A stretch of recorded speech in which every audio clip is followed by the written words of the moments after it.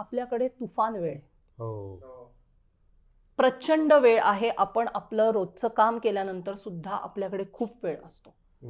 आपल्याला त्याचं युटिलायझेशन कसं करायचं हे समजत नाही. त्याच्या प्रायोरिटीज आपल्याला नाहीत.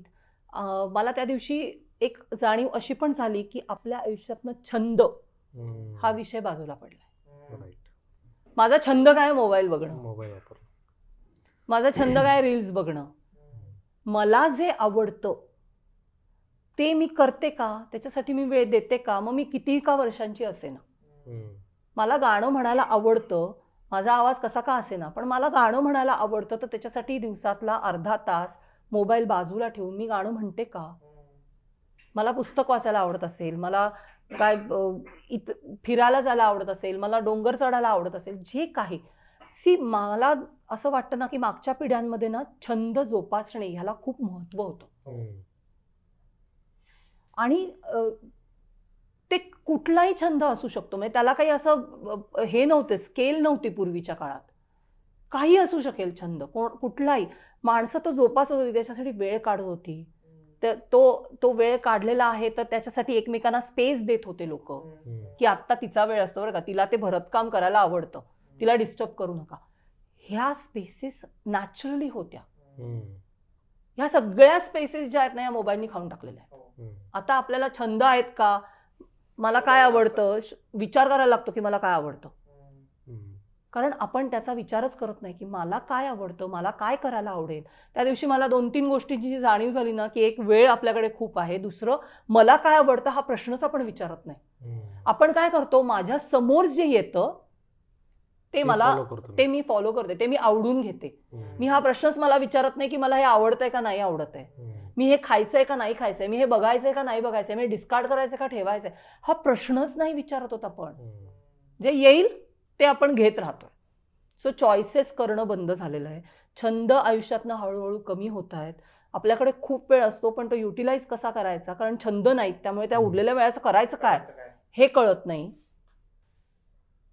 आणि तिसरी चौथी गोष्ट जी मला त्या दिवशी खूप जाणवली ती म्हणजे स्वस्थता नाहीये. बसलोय नुसते काही न करता निवांत, असा वेळच नाही उरलेला.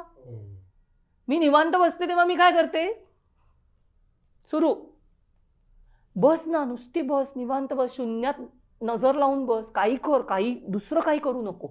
ही जी स्पेस पूर्वी होती ना ती स्पेसच नाही उरलेली. लोळत पडणे, काहीही न करता छताकडे बघत लोळत पडणे, ही जी प्रोसेस होती ही संपून गेलेली आहे. आपण काहीही करत नाही तेव्हा आपण मोबाईलमध्ये असतो. म्हणजे माणसं जेवढी झोपतात तेवढीच ती मोबाईल पासून सुदैवाने लांब असतात. आणि ते झोपेचंही प्रमाण हळूहळू कमी होत आहे. म्हणजे ॲव्हरेज जे 8 तास असायला पाहिजे ते एक सर्वे असं सांगतो की जागतिक स्तरावरती झोपेचा तास हे 5 तासांवरती येत आहेत.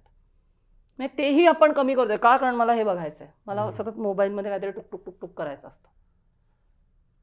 मला जेव्हा ह्या गोष्टींची जाणीव झाली ना तेव्हा माझ्यामध्ये आमूलाग्र बदल झाले. प्रायोरिटाईज करायला शिकणं ही प्रोसेस आहे, अवघड आहे, सोपी नाही आहे ती. कारण हे मोबाईलचं जे जग आहे ते प्रचंड आकर्षक जग आहे.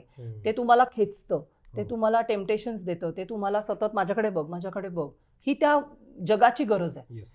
त्याला त्याची खिडकी बंद करता यायला पाहिजे. तू तिथे भारी असशील पण माझी खिडकी आत्ता बंद आहे, मी नाही येणार बघायला.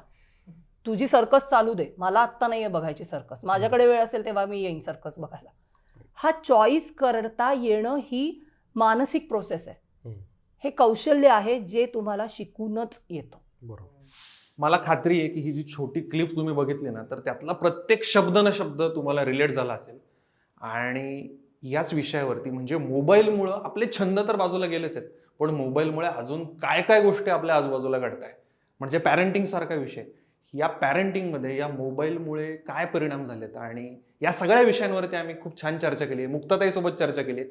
तो संपूर्ण पॉडकास्ट जर तुम्हाला बघायचा असेल तर त्याची लिंक इथे आहे, त्या लिंकवरती जा, तो संपूर्ण पॉडकास्ट बघा आणि आम्हाला कमेंटमध्ये नक्की सांगा की तुम्हाला काय वाटतंय आणि अजून कोणत्या विषयावरती आम्ही चर्चा करायला हवी. रिअल किस्साला फॉलो करा आणि सबस्क्राईब करायला विसरू नका.